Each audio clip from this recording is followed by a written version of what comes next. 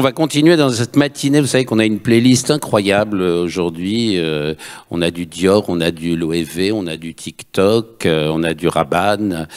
On a vraiment une foule d'intervenants. Donc vraiment, restez, ça va être magnifique. Mais d'abord, on va plonger dans la moelle de notre sujet avec des chiffres, avec des études, avec les observateurs privilégiés et l'Institut de référence pour sonder le luxe, à savoir l'IFOP. Et donc, comme tous les ans, on va commencer par un rapport sur les paradoxes dans le luxe.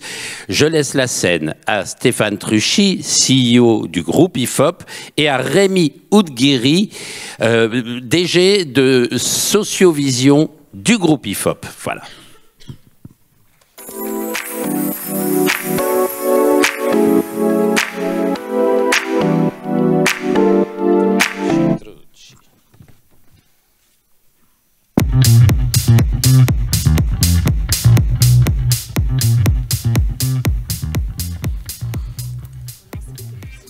Bonjour.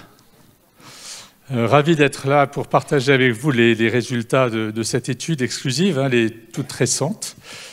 J'essaye de passer le slide suivant, mais je n'y arrive pas. Déjà, quelques mots sur l'IFOP. Le groupe IFOP est donc un institut leader dans le secteur du luxe et de la beauté.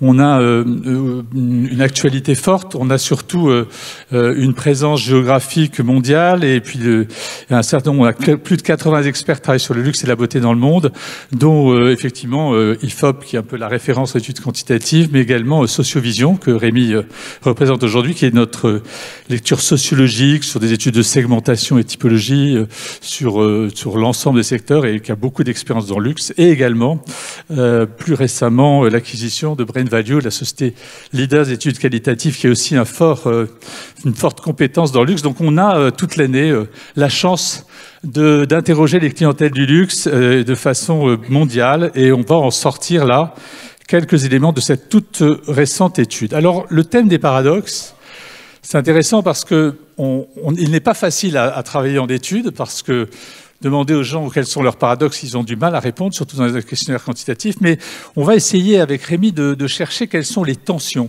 Le luxe s'est démocratisé, il a étendu ses surfaces de développement.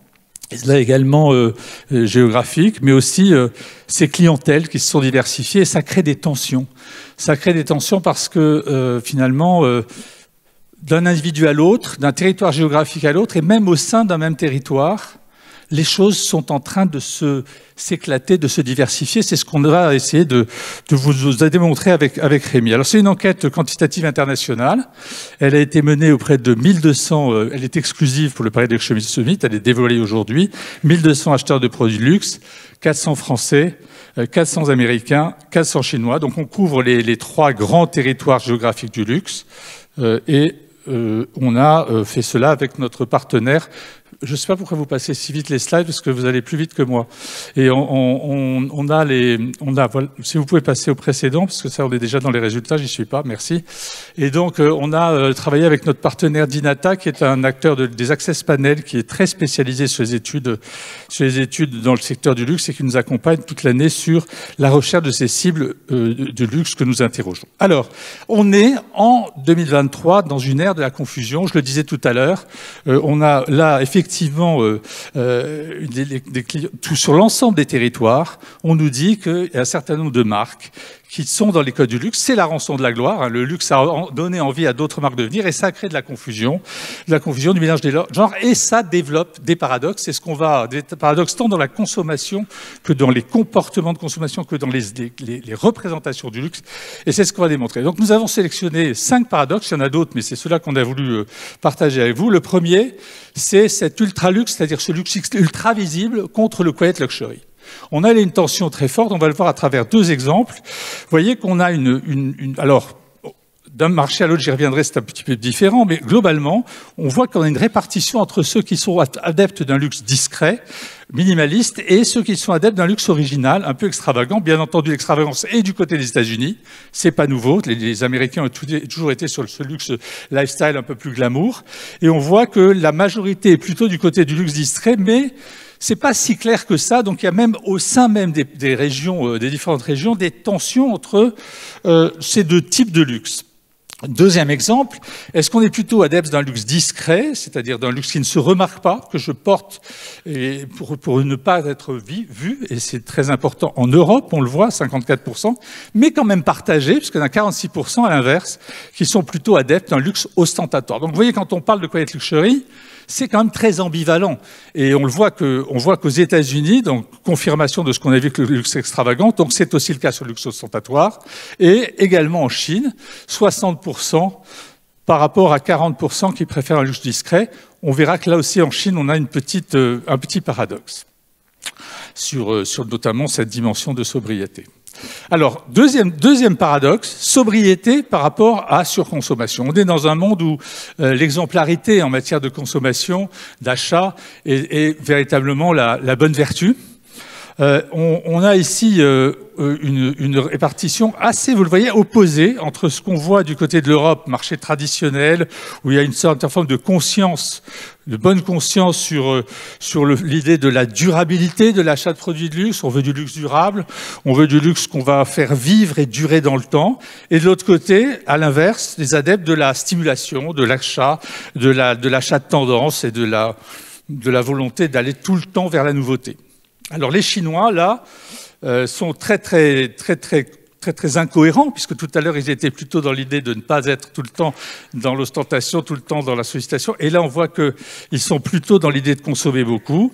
Les Américains, là aussi, sont répartis, alors que clairement, les Français, ici, sont à 70% sur la conscience de la nécessité d'un luxe durable. Ça, c'est intéressant. Là, il y a un vrai schisme géographique.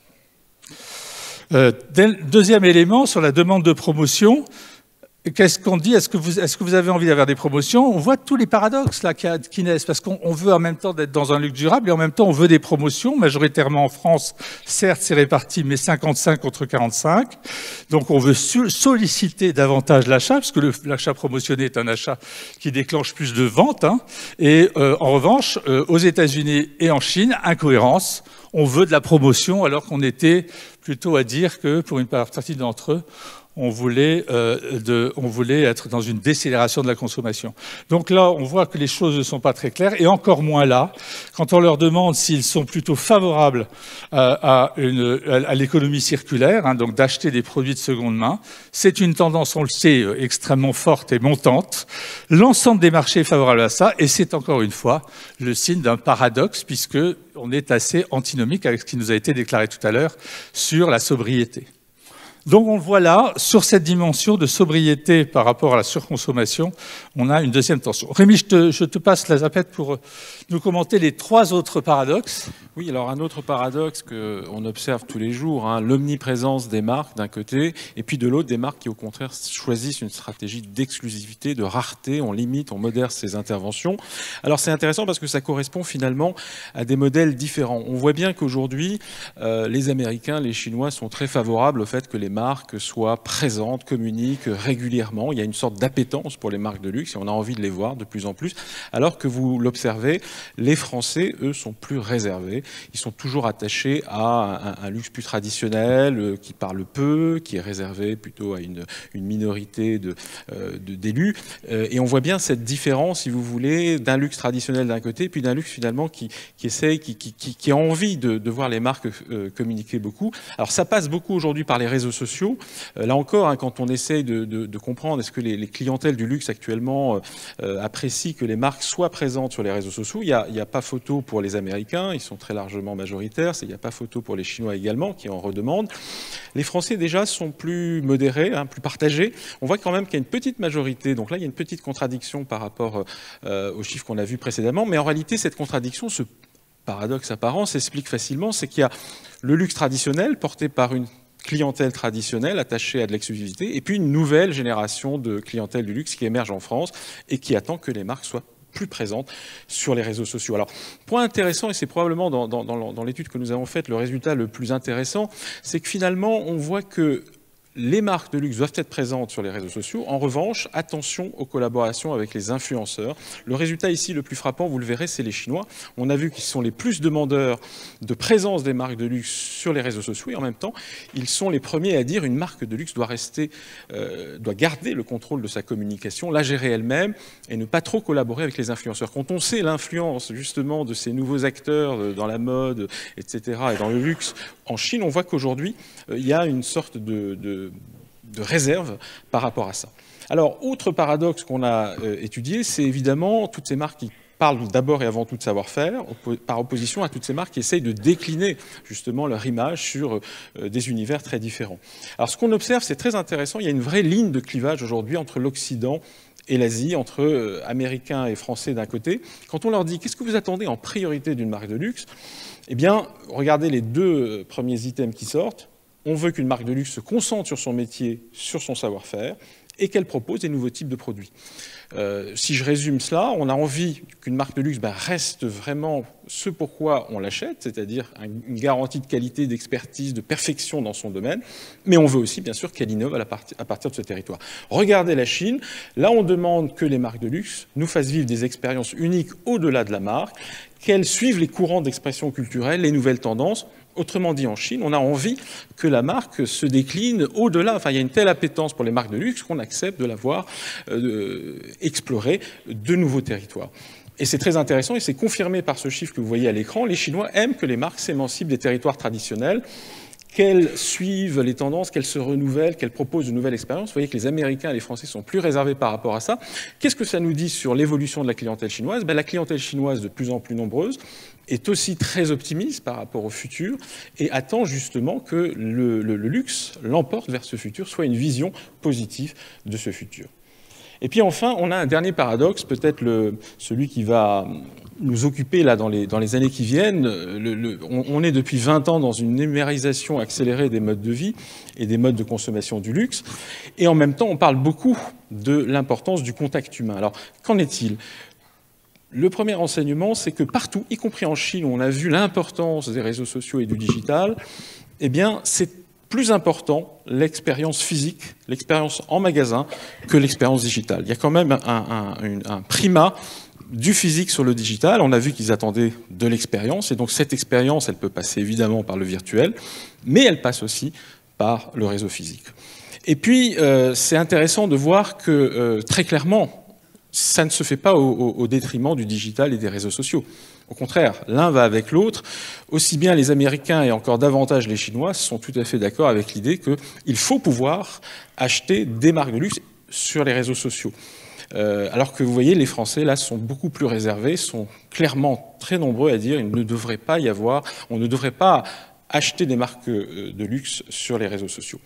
Et puis, pour finir sur cette numérisation, c'est évidemment l'intelligence artificielle. Comment ne pas en parler? Alors là, les chiffres sont assez fascinants. Est-ce que l'intelligence artificielle va améliorer la créativité des marques de luxe? On voit que c'est assez partagé. Mais on voit, regardez les Chinois, à 59%, ils pensent que oui. Ils sont majoritaires aujourd'hui. Donc la créativité de l'intelligence artificielle. Et puis, encore plus intéressant, est-ce que vous achèteriez sans hésitation un produit créé par une intelligence artificielle? Regardez le résultat en Chine, 68%. Donc il y a déjà, alors même qu'on est sur un domaine qui émerge, si vous voulez, on a déjà une attente par rapport à ça. Les Américains sont majoritaires et les Français, là encore, fidèles à eux-mêmes, restent un peu plus traditionnels par rapport à ça. Et puis probablement le domaine qui va être touché très vite par l'intelligence artificielle, c'est la relation client. Là, on voit que les Français remontent un peu. Bon, ils restent encore réticents, mais clairement pour les Chinois et les Américains, la relation client, le fait de répondre, d'être réactif, de résoudre des problèmes de clients, eh bien, ça passera demain par l'intelligence artificielle. Donc on voit que dans ces domaines-là, il y a un certain nombre de tensions qui existent à ce sujet. Alors en conclusion de ces 5 paradoxes, qu'est-ce qu'on peut en retirer pour la lecture des nouvelles de ces tensions qu'on a imaginées, tensions plutôt sociologiques en fait. Tout à fait. En fait, les paradoxes qu'on observe, les contradictions qu'on voit, les tensions, en réalité, c'est plus le reflet du fait que, tu l'as mentionné en introduction, le luxe, depuis une vingtaine d'années, ne cesse de s'étendre, ne cesse de gagner de nouvelles géographies, de nouvelles clientèles. Et donc, en réalité, ces paradoxes, c'est le reflet de la nouvelle sociologie du luxe, du nouveau monde du luxe, qui est beaucoup plus divers qu'il ne l'était il y a 20 ans. On l'a vu, d'abord, les clientèles traditionnelles sont toujours là. On voit bien que la clientèle française traditionnelle attachée à un luxe discret, patrimonial, eh bien, se maintient. On a vu, Stéphane l'a montré, les Américains sont toujours dans un luxe un peu extravagant, original, qui fait leur charme. On a aussi le luxe ostentatoire pour toutes les populations qui réussissent. Donc ça reste, c'est toujours là.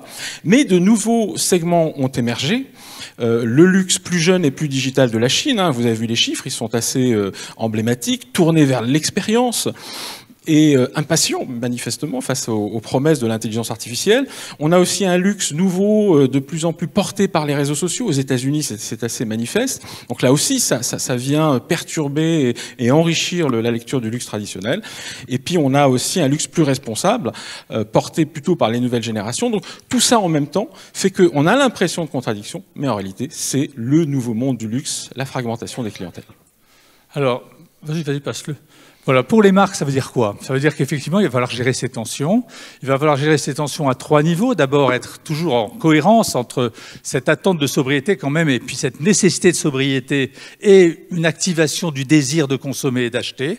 Donc c'est tout ce jeu-là, de sa subtilité, de comment on joue à la fois l'attrait du consommateur et en même temps une certaine forme de raison. Donc l'intégration de cette sobriété dans la démarche stratégique des marques. Le deuxième élément, c'est d'arriver à adresser, mais c'est presque schizophrénique, à la fois des clientèles plutôt sur un certain type de luxe et d'autres sur d'autres types de luxe. Donc, c'est pas simple. Donc, probablement des stratégies ciblées, mais cohérentes et simultanées. Et puis, enfin, l'intégration de l'intelligence artificielle, pour nous, c'est un enjeu formidable. Les marques de luxe doivent être précurseurs, comme elles l'ont été d'ailleurs sur le bon traitement digital, pour enrichir et notamment personnaliser l'expérience client. On l'a vu, c'est un élément extrêmement fort. Donc, vous avez encore de belles choses à réaliser et l'intelligence artificielle devrait être un bon élément pour poser les nouveaux rails de l'avenir. Merci beaucoup. Merci. Merci. Oui. Merci beaucoup à Rémi et Stéphane du groupe IFOP, toujours indispensable, comme chaque année. Vous avez vu, ça réveille, ça bouscule, ça permet de remettre les idées dans le bon sens. Et évidemment, on se rend compte que s'il y a des grandes puissances et des grands pays qui sont consommateurs de luxe, on a vraiment l'impression que la France est encore garante, avec un certain classicisme, de ce qu'est l'authenticité du luxe.